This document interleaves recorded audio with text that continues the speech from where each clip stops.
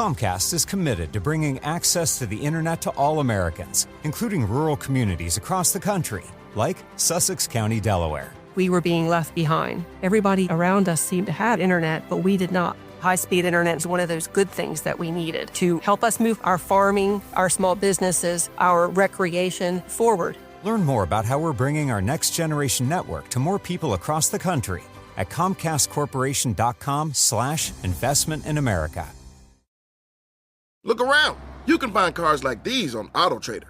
New cars, used cars, electric cars, maybe even flying cars.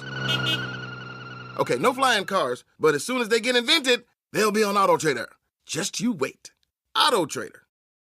Hi, I'm Richard Karn, and you may have seen me on TV talking about the world's #1 expandable garden hose. Well, the brand new Pocket Hose Copperhead with Pocket Pivot is here, and it's a total game changer. Old-fashioned hoses get kinks and creases at the spigot, but the Copperhead's Pocket Pivot swivels 360 degrees for full water flow and freedom to water with ease all around your home. When you're all done, this rust-proof anti-burst hose shrinks back down to pocket size for effortless handling and tidy storage. Plus, your super light and ultra-durable Pocket Hose Copperhead is backed with a 10-year warranty. What could be better than that? I'll tell you what, an exciting radio-exclusive offer just for you. For a limited time, you can get a free Pocket Pivot and their 10-pattern sprayer with the purchase of any size Copperhead hose. Just text WATER to 64,000. That's WATER to 64,000 for your 2 free gifts with purchase. WATER to 64,000. By texting 64,000, you agree to receive recurring automated marketing messages from Pocket Hose. Message and data rates may apply. No purchase required. Terms apply. Available at pockethose.com/terms.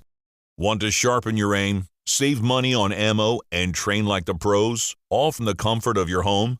Meet Mantis X, the cutting-edge dry-fire training system used by the Marine Corps, Army, and Special Forces to build precision and confidence. 94% of shooters report improved accuracy in just 20 minutes. And you could be next. With Mantis X, you train with your own firearm, anytime, anywhere, without wasting a single round.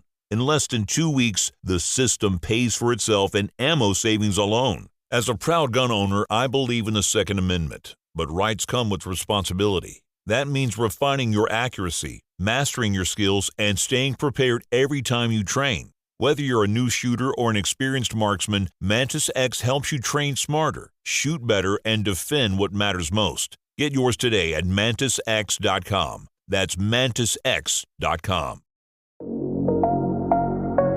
Did you know that Game Pass or Pass is brought to you for free because of Spotify for podcasters? It's a totally free platform, and you can make a podcast today for free. Spotify for Podcasters lets you record and edit podcasts right from your phone or computer. So no matter what your setup is like, you can start creating today.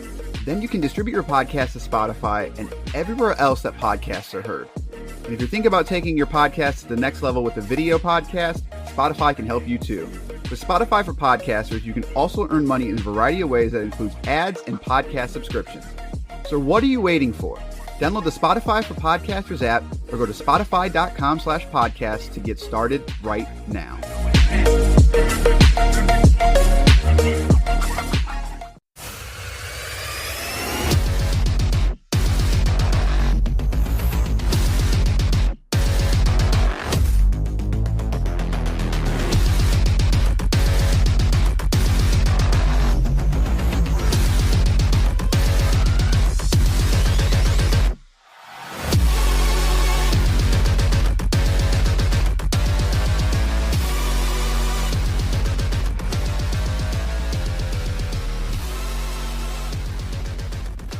It's now time for a very bonus Eternal edition.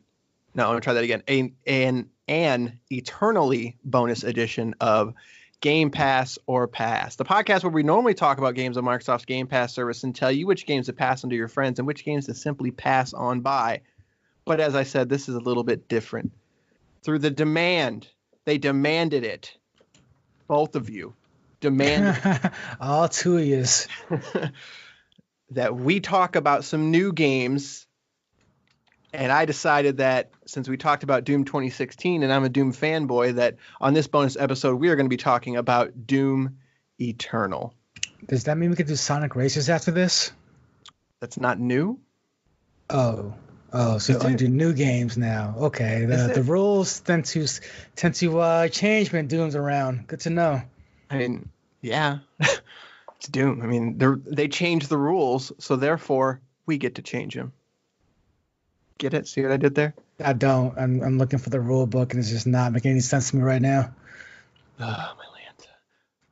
Anyways, before we get started, this is a bonus episode, so you can, if you're listening for the first time, welcome. You can listen to our regular episodes where we play games on Game Pass, and we sort of put the library to the test along with some, we spin the wheel every now and then and play a random Game Pass game. So next week we'll be back with a normal episode, which would be Bleeding Edge. But we were asked to talk about some new stuff because they like the format of us focusing on just one game, and that game is going to be Doom Eternal. But as always, we got a little bit of housekeeping. This is developed by id Software, regularly priced at $59.99 with 2 different editions available as well. A deluxe edition for $89.99, which comes with some skins as well as the year 1 DLC pass. And then the big $199 edition, which comes with a, I can't remember what they called it now. Not a foil, but a, what are they, like a silk screen? Is that the word? Is that a thing? What? Well, no. Well, it comes with other collectibles. One's an art book. One is like I swear it's called a silk screen. Yeah, a steel book as well as a Doom Slayer replica helmet. I am looking at one right now. The helmet's kind of dope. I give you that. You know, I now have 2 helmets. I have a Red Ranger helmet and a Doom Slayer helmet. And I have to say, like, I was thoroughly impressed with the quality of this thing. Like, I have the Doom 2016 Collector's Edition, which came with the Revenant statue, and it's nice, but it I don't know, like, the quality on this thing for $200 plus the game, like, I was like, so really it only cost me like $120 for the helmet.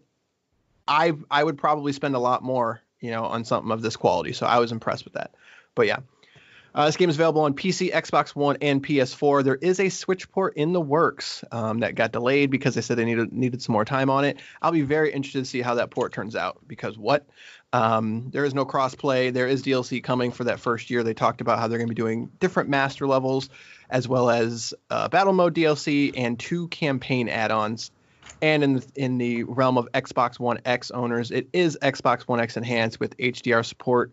Has a dynamic resolution that scales up to 1800p and runs at 60 frames per second. But now that that's out of the way, it's time to talk about Doom Eternal. I'm talking about it? I thought you were just going to go on your, I don't know, hour-long Doom rant by yourself because I want to. You love Doom so much. No, like, I don't know what I got to be here for, really. Man, I feel like after because we both finished this game, I guess at the beginning here, we are going to talk some spoilers. The story in this game can't really be spoiled, if that makes any sense. There's a couple things that we're going to talk about in terms of that, but we are going to talk about like the last level and stuff like that. So if you're not wanting to know about that, I would just turn this off, honestly. And come back and visit us when you have finished the game. So, but no, like I feel like by the end of this game, man, like I put down my controller, my hands were killing me, and I just sort of like took a deep breath, and I was just like, that was something. Like, it's not very often when I finish a game, like I have a sense of accomplishment that I did with this game, as well as just like looking back on the journey. It was just like, it's something special. Like it truly is, especially in the FPS realm. It's the top of its class in terms of being a first-person shooter. It's in its own class. By far. Yeah, like there's nothing like this. Doom Eternal, like, I love Doom 2016. I'm still amazed that game exists, but I didn't go on media blackout for Doom Eternal, but I only watched here and there. And I'd listened to some interviews and stuff, and when the developers and PR love to put, you know, buzzwords on stuff, and what Hugo Martin liked to say was chess. It's a game of chess. And, you know, I was like, okay, whatever. But Doom Eternal is like in a different class on its own. Like, this is straight up a character action game. This is not just a first person shooter, which is weird to think about, that like the amount of mechanics and the amount of juggling and the amount of weapon, like it's crazy how intricate the gameplay of this game truly is. And I'm still sort of just like thinking about it. And I'm just like, how did they pull this off? Because I don't get it. They throw a lot of new stuff in there, and each time you pick up a new ability, it kind of walks you through a quick tutorial on the spot. And you'd think by the end of it, when you have like 4 different abilities and plus grenades, different grenades is like, well, this is going to get real confusing real quick. And it's like, it doesn't, like, at all. Like, it all flows very well. And that's one of the major things I noticed about the experience, which was phenomenal, is from beginning to end, the game just flows. There's no slowdown, there's no stop, there's no moment where it's like, all right, I guess I gotta get through this part and then get back to the action. It's like, no, we're just gonna put the metal to the pedal and just go all the way and just never stop. Yeah, and what's wild is that I think for the most part, my biggest issue with 2016 was pacing. Fixed that completely. The game, not the year. And like I really enjoyed that game, but I think the middle of it was a little rough. I think it had sort of, it wasn't a one-trick pony, but you had discovered everything that you could do sort of by the middle, and they didn't do a great job of getting you to the end. Now, like the final portion of that game is very similar in this game in that it really comes together and that you have to use everything that you've been taught. But since this game has significantly more systems, it doesn't suffer from that pacing issue because it's very good at keeping you engaged and always giving you something new. And then by the time you get to that last level, they are not messing around. They're basically saying, okay, we've taught you everything that you know. Now you've got to use it. And it's crazy to think about that in the first-person shooter sense. Like, I can't really think of any other game in the genre that has a flow like this that sort of starts you out as being sort of, it's almost like an RPG in that you start out with very basic abilities, but by the end you are no longer the same person. You are a different character almost. And even though you still control the same way, you are doing so many more things and juggling so many more plates that it's wild. And I guess to sort of to build on that, I think a lot of the I don't want to say the flash of this game, but they also do it in a way that just like the first game had the issue of, I don't want to say it's an issue, but it looked very similar from start to finish. Now you had like basically 3 sort of main design templates. Now you had sort of the machinery, and then you had sort of outside Mars, and then you had hell. And this one, literally every single level looks different. And so I think that helped out a lot in keeping things fresh, and that you didn't really know what you were getting into every single level. Every single level you were going to get something new. It reminded me in some ways of like Diablo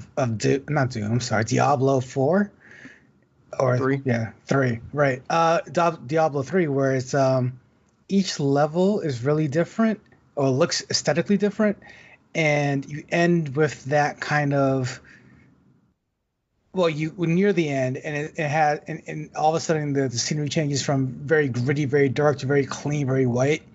And I'm just having little flashbacks like that. And on top of that, I think what keeps the games fresh and moving is the fact that they worked so hard at making the parts where you're not shooting fun.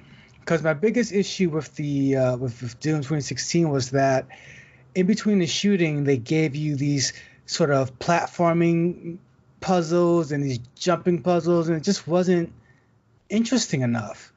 And you just wanted to get back to the shooting. Whereas this time around, the jumping puzzles are a lot better because they introduced a dash mechanic.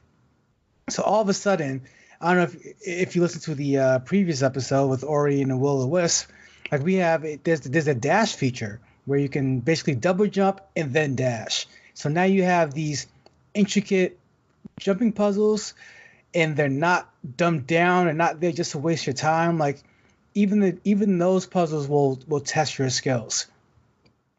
And I think I I still think that they are. I don't want to call them the weakest part of the game. I still think that it's very clear that it is very good at shooting, but their puzzle aspect isn't quite as refined. So there were certain times where the jumping, I was just kind of like, all right, like this works and everything, but it's good in that the jumping is 10% of the game, if that. You are still 90% of the time shooting things. And I think that was sort of a step up from Doom 2016. And not that it was probably the same in terms of how much jumping and stuff that you did, but it was sort of sort of the middle of the game. They just sort of dumped it on you. Well, see what I love about it in this particular game is the fact that 10% jumping puzzles wasn't. It felt like to me they were just teaching you how to master staying in the air as much as possible, because that's what kept me alive in most of these fights. So like for me, it's like you don't stop moving. Just don't stop moving and you'll be okay. The second you stop moving in this game is when you start getting into trouble, and staying off the ground is one of the best ways to do it. If you can get yourself some rocket ammo, some plasma rifle ammo, and just lob down grenades, like you can stay in the air long enough and you'll find yourself surviving surprisingly often and long. Yeah, and that kind of goes back to that character action thing I said. Like, it's crazy to think about. We're talking about Doom, which the original game didn't have jumping in any capacity. And now we're talking about it in the sense of like, it's a integral part of the game. And you're 100% right. Like the platforming is very good at keeping you, it's whereas in Doom 2016, it was there to sort of break things up. And here, like it does that, but it's also, again, teaching you how to be better at the game. It's teaching you what to look for. It's teaching you what you need to do in that sense. Which again, like it just goes back to the design of the game. It's just I just don't know how they did it. Like from start to finish, it's just I don't want to say it's a masterpiece because I think there are flaws, but it's extremely good. And I think one reason again that I'm so surprised is because I just didn't expect it. Like I expected more Doom 2016, but I did not expect this intricate first-person shooter that works kind of thing. And I guess we should probably talk more about the shooting because we haven't really. I think it's just when you talk about Doom, it's like, well, yeah, they're shooting, but. Or any shooter for that matter. It's hard to talk about specifically just the shooting. But it's in Doom Eternal, like they've introduced a system where basically every enemy sort of has a weakness, and you don't have to use it, but you can use it to exploit it. As if like the Caco Demon, for instance, if you shoot a grenade in its mouth, it's basically an instant kill. If you can shoot the cannons off of the Mancubus and the Revenants and the Doom Hunter, he's basically on a sled, and you can destroy the sled, and you can also sort of damage his shield or his I don't want to call it a shield because he doesn't have a shield, but he has like a barrier kind of thing. And so there's all these little things that they put into the shooting, and then when you combine that with the glory kill, chainsaw, and flame mechanics, so basically by now you probably know it's got the rock paper scissors of if you need armor, you use the flame belch. If you need health, you use glory kill. If you need ammo, use the chainsaw. So they even go as far as to sort of they keep feeding in the lower ranked monsters like the combat zombies and the imps and the the gargoyles. Like those things are always kind of dynamically spawning in and out because they are sort of cannon fodder, but they're extremely important to stay alive because especially on the harder difficulties, like you said, if you stop moving, you're going to start taking damage. And the shield basically serves as a way to sort of, if you start taking health damage, you need to start paying attention. Right. Exactly. And start coming up with a game plan. Whereas the shield is basically, okay, like the shield is like your first layer of defense. Okay, I've got shield. I'm good to go. I can be on the offensive now. And then as soon as that shield breaks or you start running low on shield, if you can't get that flame belch out, if you need to start paying attention to your health. So that way you need to know if you should get in or get out kind of thing. Like it's crazy to be talking about, like when we're talking about it, it's one thing, but sort of seeing the game introduce that and start laying that foundation in the first couple levels, like I wasn't quite sure what I was in for. And the first couple levels, they're very good at just sort of giving you, like, you're basically playing Doom 2016. Like, there's not a ton of what they call heavy monsters, and there's a lot of just sort of cannon fodder, and you're having a good time. But they're also very slowly introducing things like the Prowlers and things like the Mancubus and the Revenants, and they are significantly smarter, and they're significantly more aggressive than they used to be. And so as you sort of start taking those hits and understanding that you have to keep moving, it just does such a good job of introducing why those three, that rock, paper, scissors game is basically so important to the overall flow of the game, basically. Again, but while also doing that and giving you a good level to play. Like, Doom has always been about exploration and sort of finding your way to the end. And in the modern era, that's kind of hard to do. You don't really get games like that, especially in the first person shooter genre of, you can sort of go back and forth and sort of see things around the world that you can maybe access or want to access, etc. And they do a very good job of again, just kind of laying the foundation of getting you used to what to look for and all those fun things. So. Yeah, a lot of good fun secrets and challenges, especially. Like the secrets I don't really care about, but there's some secret keys and stuff you can find throughout the maps to unlock doors to unlock doors for the challenges and stuff. Because if you didn't think the game was challenging enough, for some reason, you can challenge yourself even further. And they really embrace that aspect of the game. They really embrace the idea of, if you want to just go through this game and tear things apart and kind of turn your brain off, you can do that and just have fun with it. But if you want to really challenge yourself and stress your knuckles out, then it's definitely a game for you, because then it's like you said, some of these enemies are very aggressive, and you can't really just sit on top of something and hide from them, because they will teleport, jump, spawn right on top of you. So you're always on the move. There's always something happening, and you're always on edge. And it's phenomenal how they were able to just make something so chaotic, yet once you master it, once you get the groove, that chaos just kind of makes sense in a way. Yeah, and I do want to touch on the difficulty briefly, because you played sort of on the normal, and I played on ultraviolet, and I have dipped into nightmare. And it without like going into what the internet's saying about the game, what I find sort of interesting, and I could be an issue, I don't really know. And I say this with sincerity, is that like this game I don't think is going to hit the way Doom 2016 did, in that I think it's going to create sort of a hard line of people that really like it and people that really don't. Whereas Doom 2016, for the most part, you either liked it or you thought you could understand why people liked it. Whereas this game, from what I'm reading and people that I've talked to, it's just like they were sort of caught off guard as well. And that is the difficulty. The difficulty of this game is astronomically higher than Doom 2016 due to all of the intricate systems in play. And I was playing on ultraviolet, and, I was dying quite a bit. Especially at the Slayer gates. The Slayer gates are what you talked about, sort of the more challenging. Slayer gates are basically like the hardest parts of the game. They sort of put you in a playground, and they just start spawning in the hardest demons basically that you can get. I was dying quite a bit, but you were telling me that on normal you weren't walking through it, but you were not being killed constantly. No, because I think the difficulty was also very well thought out, because I think when you play on the normal difficulty, is really more of a being can you say badass? Sure. All right. I'll throw the explicit tag on this one. Yeah. Well, it is Doom.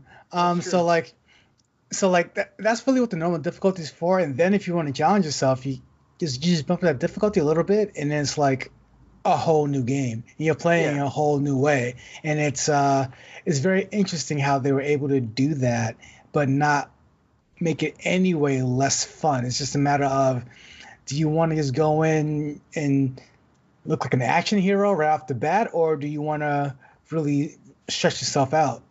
Right. And it's what I find interesting is that because, when 2016 came out, when you play Doom, if you're into Doom, you play in ultraviolence. That's what you do. Nightmare is kind of ridiculously hard on the original games because it has like respawning enemies and faster enemies and they hit harder. Like most people play on ultraviolence. And I did the same thing with 2016. And I think if you're not ready for it, throwing this game in ultraviolence because you have played the series before or you've known the series, I think there's a very good chance you will get owned so hard in this game that you're gonna be like, what? I don't even understand what's happening. Like, I don't have enough ammo. I'm dying constantly. Like, this is not a.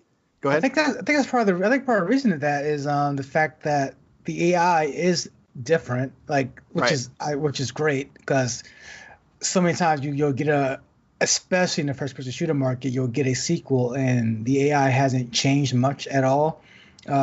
Look at Destiny's, for example. Literally the same people. Yeah, right. But in this game, the AI has been tweaked. Has been changed up a little bit. And on top of that, there's so many new mechanics that the game is forcing you to use. So it's like if you haven't familiar yourself with those mechanics the first time around, you jump into violent, you might get punched in the face a little bit. Right. And that's kind of where I think that some people that really liked Doom 2016 might jump into this game and they are not going to like it because they played Doom 2016 and even on Nightmare and Ultraviolence, it was sort of a power trip game. There was a lot less mechanics and the Doomslayer was sort of portrayed, and he still is in this one as well, as sort of this god. But in Ultraviolence, you are not going to walk through this game in any capacity. You have to get good. And I've talked to somebody and like the get good argument for Dark Souls is something that I absolutely hate because without going into super details, like I don't think a lot of the get good mentality works in Dark Souls because the mechanics of that game sometimes fight against you. Whereas I think in this game, the get good argument actually holds some water because I could see people saying that this game is bad because it sort of beats you down kind of thing. And when you compare it to Doom 2016, they're like, look, they didn't build off of that game. Like, it's too different. It's blah, blah, blah, blah. Like, I don't know. I think the get good argument actually works here. And that's just a long way of me saying that, like, I think that the difficulties being so drastically different, they should be commended for. I think it's something that the original Doom and Doom 2, not so much Doom 3 and stuff like that, but those games play drastically different on the harder difficulties, but they are very good about ramping up. And I think this game is very good at that as well. And it sort of reminds me of like a character action game like Devil May Cry. Like if you go into Devil May Cry and you throw it on the hardest difficulty, you sort of know what to expect at this point because there's been 6 games now, sort of setting the pace of what you understand. And what's the first thing you do when you beat Devil May Cry? You go back and beat it again on a harder difficulty because you've got that challenge. You've got those mechanics now in your brain and you understand how it works. And I have a feeling like the people that do click with this game, they're going to do the exact same thing. I didn't throw it on Nightmare right away just because I've got other games that we're trying to play and stuff like that. But I wanted to. Like, I immediately wanted to bump up the difficulty and be like, all right, I want to play this game at the hardest that it can.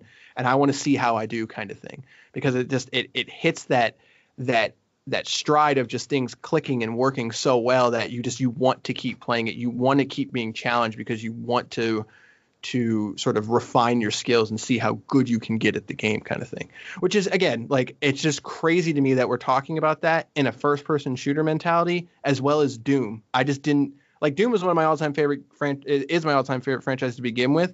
I just did not expect this from a Doom game and for them to do it so freaking well. Like, it's astonishing. Those are the words that I'm going to use. Astonishing. Well, there are some things about the difficulty I don't like, though. Uh-oh. You're wrong. Like, it's a thing where it's like, on the one hand, I really respect them for trying to do this, but on the other hand, it's like you didn't nail this one. So like part of the difficulty challenge here is the different kind of bosses you fight now. So the new enemies, of course, and some of them are just annoying as hell. Yeah, And I think some of the heavies are a little, I don't want to say uninspired, but the difficulty in them are too gimmicky.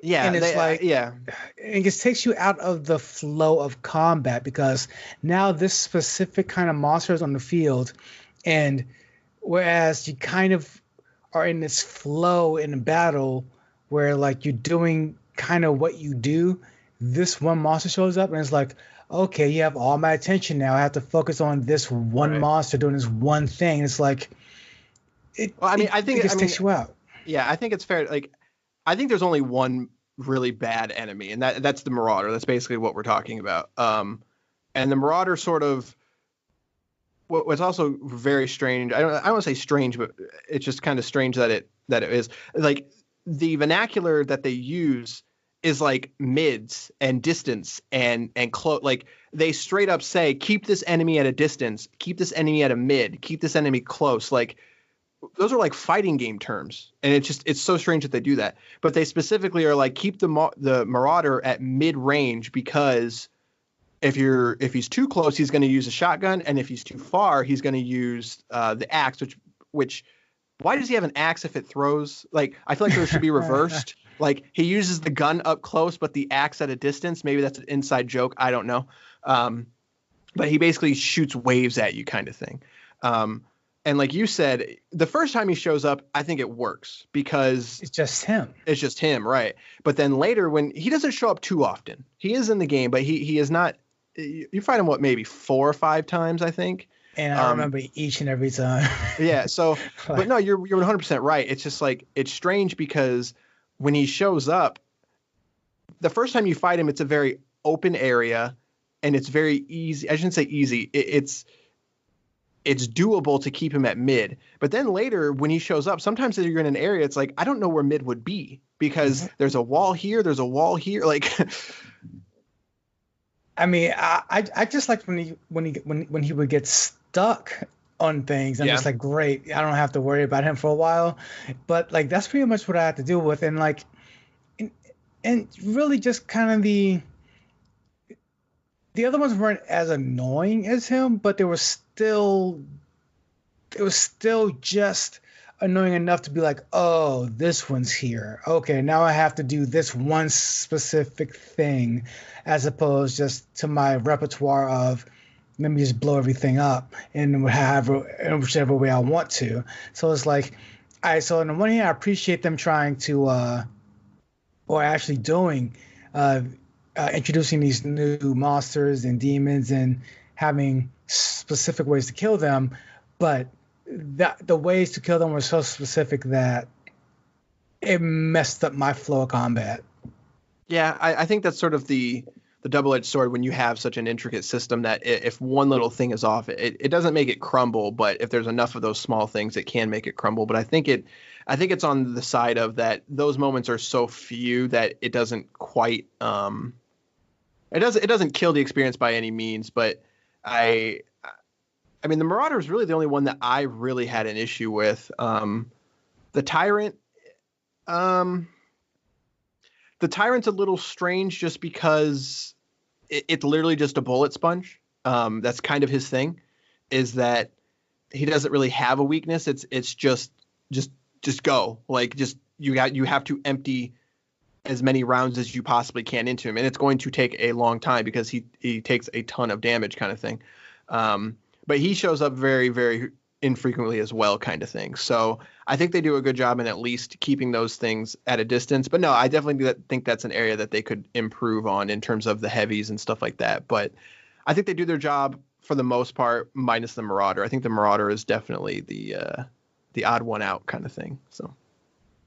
Yeah, but other than that, I want to say like I didn't like, because any issues I had with Doom 2016, they're essentially gone. I mean, like, if I want to nitpick, I can say like the sound effects weren't my favorite thing, but like that's extreme nitpicking. I mean, like I think this is a phenomenal game. There's like it's one of those games where again, if they want the developers had a few things on the table they want to nail, and like they nailed most, if not all of it.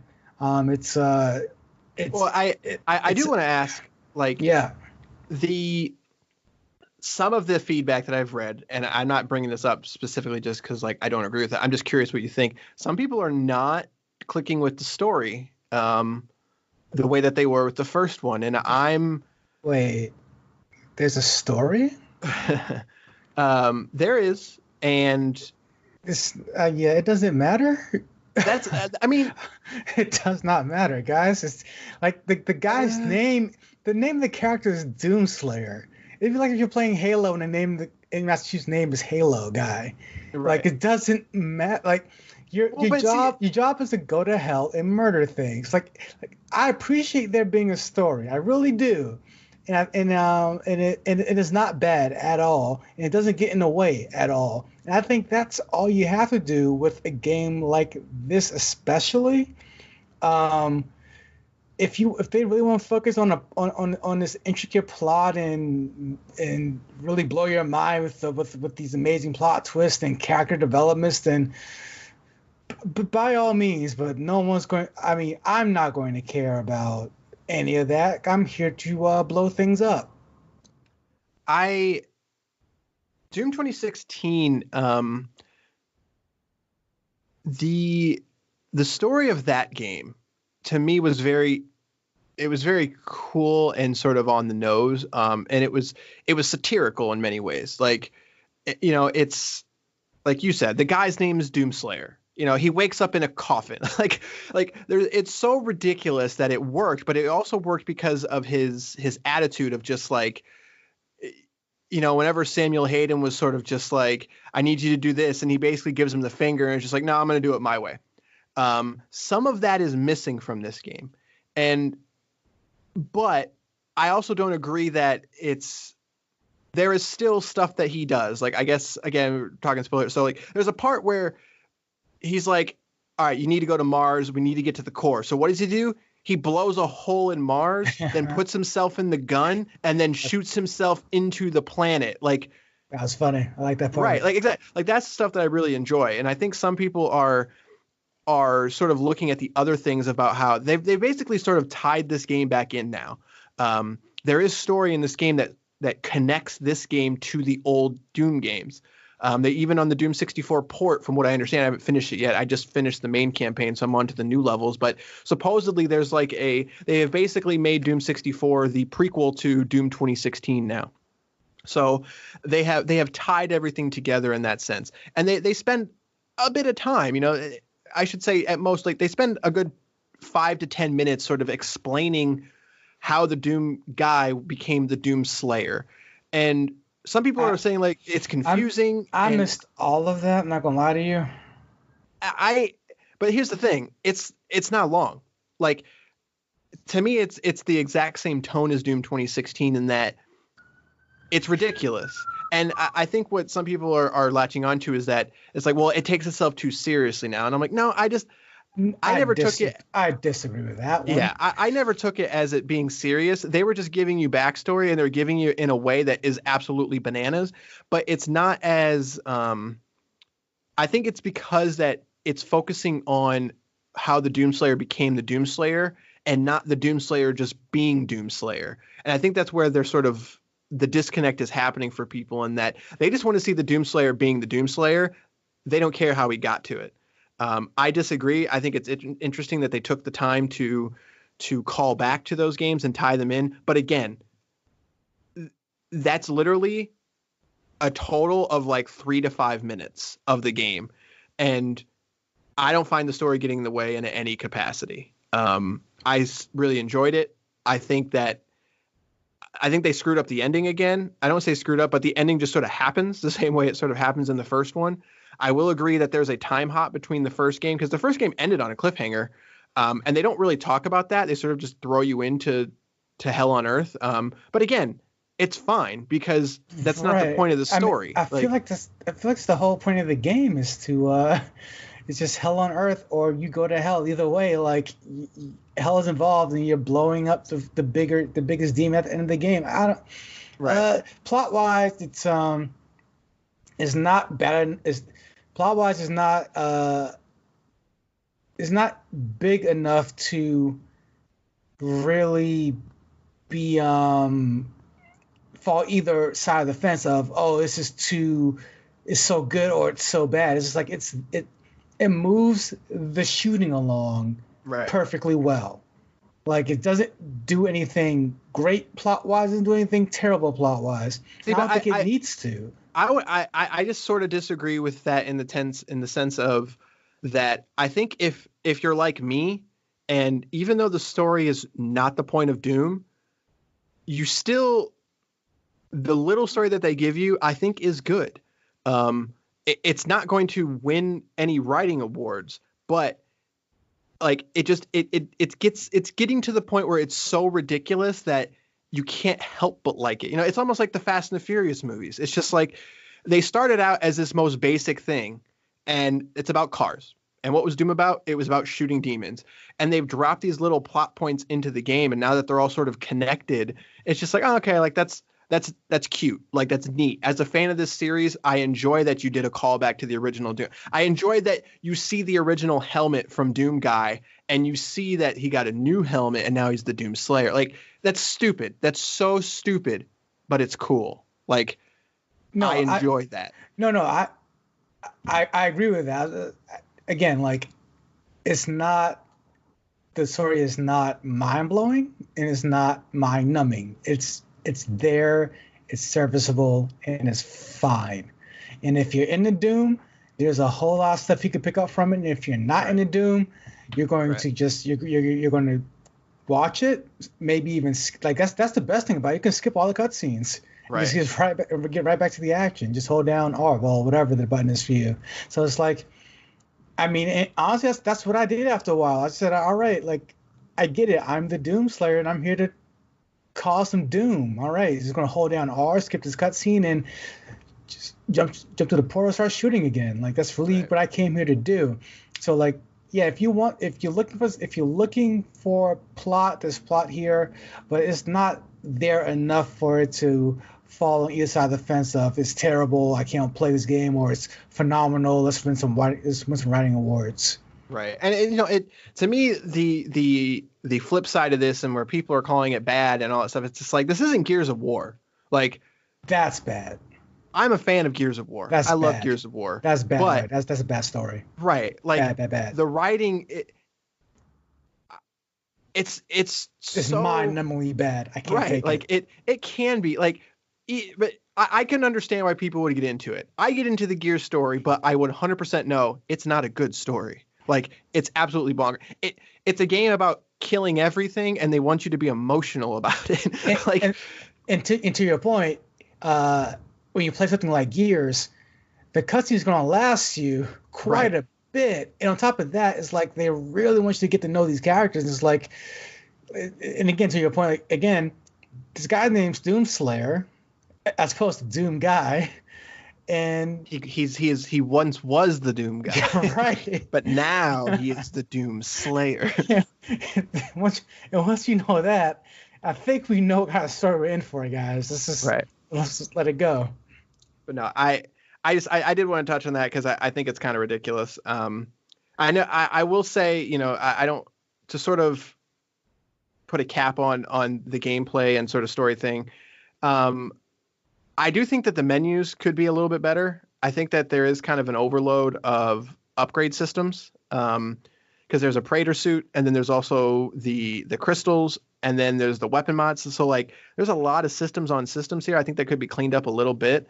But I think they all do serve a very good purpose. And so I'm on the side of that fence of where I think it could be better in terms of presentation, but I like it. But no, that could be extended to the main selection screen as well. Like it's just kind of bland for Doom anyway, but I agree. I do enjoy the Fortress of Doom. That's sort of it's not a hub world. That's not the right verb or noun for it, whatever you want to call it. I think it's kind of neat that, he's got sort of this bachelor pad basically, that you can sort of walk around and unlock different skins and unlock other costumes and cool stuff like that. There's also the Ripatorium, which is most ridiculous name ever, but I love it. And the music is, it's phenomenal. It's Mick Gordon again. It's just everything came together on that side. And from a visual perspective and a presentation, as well as sort of we can both speak to sort of the quality of the game. Oh yeah, we gotta talk about the performance. Yes. I played on ultra everything. I didn't dip under 100 frames per second. Yeah, so I am not fired up the PC version yet. I'm playing on Xbox One X, and it's stupid. Like, that game looks so good. Like, the optimization in this game is it's first class. Everyone needs to.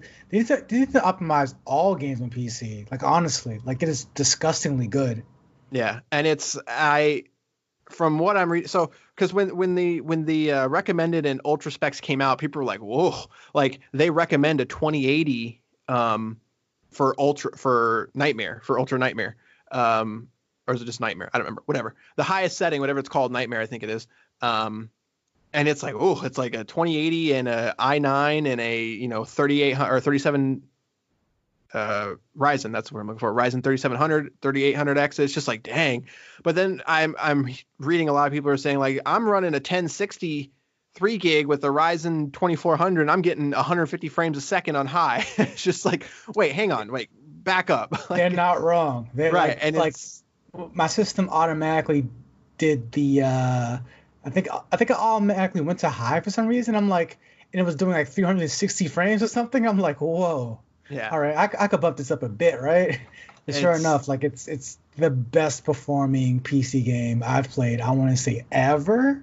Yeah, it's up there from what I'm reading. And on the console side, if you have an HDR display, one of the best HDR presentations I've ever seen. And as something that's extremely important for when a game supports HDR, it's great. But if you cannot fine tune it, if you cannot change the paper white point and the detail brightness, like the fact that you're able to do that in this game shows that it was built with HDR from the ground up. But that's extremely important depending on your display, because not all HDR displays are made the same.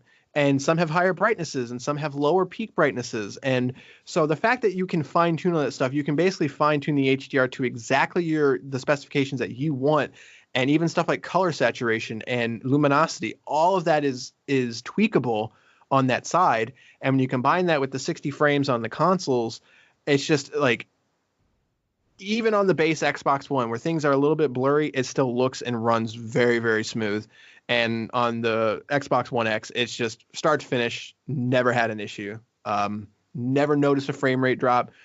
Only thing I did notice was the HDR was phenomenal and the game looks amazing. So I'm excited to hop into that PC port, because I'm still running a 1063 gig, but from what I'm reading online, that's more than enough. I think it might be.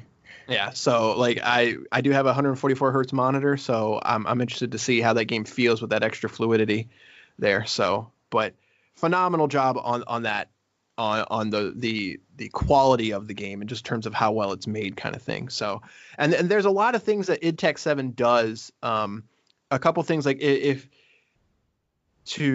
not to get too into the weeds here, but I mean, the mega textures are finally gone. So if you've ever followed the id engine since Rage, basically, mega textures was sort of the thing, and it brought along with it a lot of negative things, like what's what I'm looking for, like texture details and texture pop and stuff like that.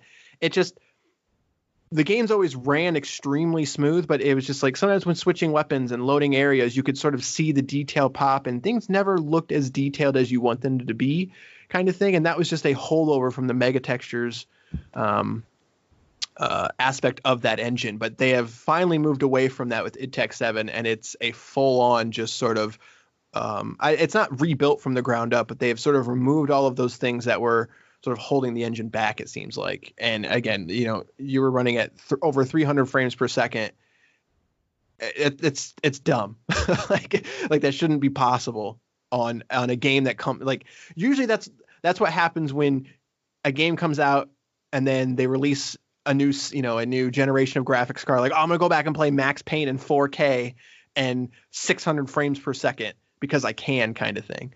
I fired up Max Payne 3 the other day at 4K at 150 frames per second to, check out my new monitor. It's like, oh, this is awesome. I shouldn't be able to do that on a game that comes out immediately, kind of thing, and have it look this freaking good. So I think it's fair to say we like this game. Yeah, I don't know how you end one of these, considering it's not on Game Pass, so it's not a pass or a pass issue. It's just I mean, I guess I should talk about battle mode. I'm assuming you haven't played battle mode. I don't think I need to. Should I? I don't have an answer for you yet. So I've only played it solo. And that's important because if you're not familiar with battle mode, it is 1v2, one Doomslayer versus 2 controlled demons. But those are not the only demons. So it's basically like playing one of the Slayer gates, but a bigger arena, and 2 of the demons have sort of special abilities and they're human control. But there are other demons. The Slayer plays exactly like you want him to. You're chainsawing enemies, you're belching, you're glory killing to get your health back. So that aspect of it is very interesting. But I've only played as the Slayer so far, and the balance seems like it's mostly there, but I think there's being a couple things that are being abused. The Pain Elemental seems to be sort of I almost always go against the Pain Elemental because it's a little too easy to get out of Super Shotgun meat hook range. And so there's a lot of things going on in this multiplayer mode, and I think they need to fine tune some of it, but I have not played as the demon yet, so I can't really comment on it. But I think it's cool. I don't know if it's going to be enough to sort of elongate the life of that game. If they keep fine tuning it, maybe it could, because I think there is enough there to sort of occupy people, but it is missing a lot of those things that you kind of expect from modern shooter online games. Like, there's a progression system, but it's very basic. It's to get different poses, it's to get different skins, but there is no the carrot on the stick it's not that enticing. I don't know. I think I feel like they've been trying these past couple of times to add something to the game multiplayer wise and make it have some legs longer down the line here. But I don't think it needs to. One, you don't need to. Right. 2, just make it co-op. Yeah, maybe. Like, just make it co-op. Like, just add just add more demons, more heavies, and make a co-op game. Yeah, and I don't know if you saw, but they do have a master level section. So I mean, we touched on it briefly, but that last level is nuts. Just the enemy density and the demon density and the amount of heavies and stuff like that, like, it's nuts in a good way, in my opinion. But so they are going to be doing master levels, which are basically the campaign levels sort of retooled with that in mind, of chaos kind of nuts. thing. That's going to be nuts. There are 2 of them out right now. You got one of them if you pre-ordered, and one of them is just sort of out. But they have said that they're going to be releasing those for free for the most part. So that could be a good way to sort of keep people back to keep them in the game. But they are going to be doing DLC as well, for some campaign missions and stuff like that. But there's rumors that you might not play as the Doomslayer. I think that would be a mistake. But again, it's a first-person shooter. No one's going to care. Well, I mean, yeah, if you're still doing what you're doing, that's fine. That's what I'm saying. Like, we'll see. But again, those are just rumors. So, but no, from the entire package, from the multiplayer standpoint, I don't think it'd be fair to not talk about it at all. I think I actually like Doom 2016's multiplayer. I think a lot of people were too hard on it. I think it had trouble standing out in a crowd where first-person shooters are the king right now, kind of thing. But I don't think it was bad the way people wanted to call it bad. But I will say it was not, it wasn't the reason to get the game by any means. I think battle mode is way more interesting than that multiplayer was, but I don't think it's going to give the game the legs that, again, like we said, frankly, it doesn't need it. Like, I am perfectly content with what I have played of this game so far. Just give me more master levels and give me more campaign stuff. That's all I really want from these games. So, but yeah, there you go. But Doom Eternal. So if it was on Game Pass, I would say, play it, idiot. Like, but it's not. So why are you even recording this? This is, I don't know. Yeah, out of control. I don't know. So, but no, I think that's going to do it. I think it's fair to say that we are very, very high in this game. Like, I don't want to oversell it, but it's a crazy game. Like, in all the right ways. It's a character action first person shooter. And not only does it do something different in that capacity, but like, it's a very, very good first person shooter character action game, which it's just nuts. Like, as a Doom fan, I'm still sort of in shock that they were able to integrate this whole new sort of, it's not a new genre, but it's just, I don't know what to call it. Like, I mean, you are kind of overselling it. It is a first person shooter. I mean, right. But no other game plays like it in any capacity. True enough, but it's still a first person shooter. Right. I mean, like, it isn't, I don't think it has to, I mean, if it wants to bump you out to like there's like a whole like mini kart mode, like a Mario Kart mode, then yeah, let's talk about genre breaking ideas here. But it's like, you're running around shooting stuff the best way possible. Sure. Well, that's probably a debate for a different time. I remember what I was talking about before that. But as a Doom fan, extremely, extremely good. There's a pretty good chance this will hit Game Pass at some point. The original game was on Game Pass, so there you go. So if it ever does hit Game Pass, there you go.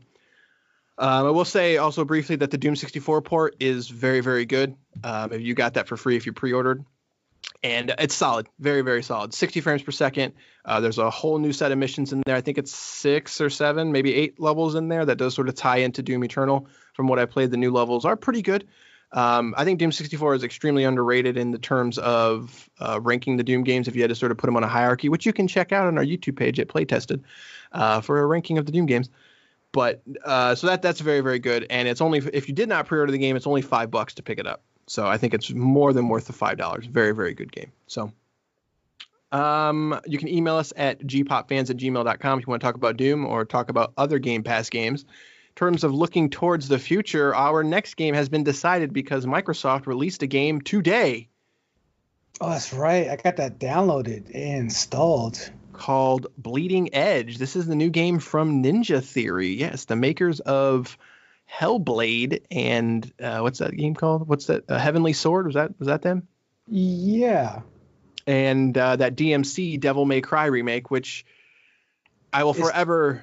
It's not as bad as people want it to be. And the gameplay is great. Everything else is terrible. Right, exactly. So, yeah, we'll see. But so we're going to be talking about that game. But this is a new sort of take on this. This is a character. I want to say class-based. It's a hero. It's a hero shooter basically. So it's a third-person hero shooter from what I've read. Now, this is one of those instances where usually when we pick a game on Game Pass or we talk about a game, one of us has played it. But this is an instance I think we both are going in completely blind. Other than our random rolls, this is going to be pretty new for us. So we're going to play that, and we're going to talk about that next week. So we will see. Talk about Sonic the Hedgehog movie. Since we're just talking about anything and everything now, I mean, it made over $306 million at the box office. Second highest grossing movie of the year. Well, that's easy when every other movie is. Okay, here we go. Let's downplay the speedster himself. All I'm saying is if Bond wouldn't have been pushed, it would have beat it in like 2 weeks. I doubt it. And he's not fast enough. As well as Fast Saga. Fast maybe because they're pretty fast, but okay. But first off, can we talk Fast Saga? Is that what they call it? That's what it's called. It's called Fast Saga. That's the name of all of them. Like they call it. No, that's the name of the 9th movie. What are you talking about? What are you saying? The 9th movie is called Fast Saga. No, it's called Fast and Furious 9. No, it's not. I don't get it. This podcast is over. It's over, yes. current times, everyone be safe out there. Play more video games. It's the perfect time to do it. Catch up on your backlog. All right, that's going to do it for this episode of this bonus episode of Game Pass or Pass. We will see you next time with Bleeding Edge. Is that what it's called? Yeah. Yeah, that's what it's called. Good days.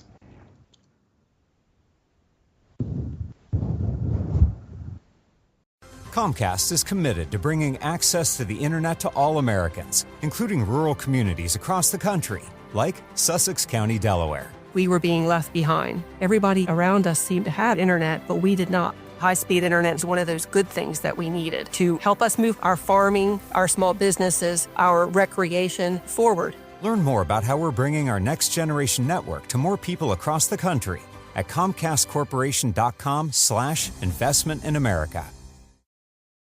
Look around. You can find cars like these on AutoTrader. New cars, used cars, electric cars, maybe even flying cars. Okay, no flying cars, but as soon as they get invented, they'll be on AutoTrader. Just you wait. AutoTrader.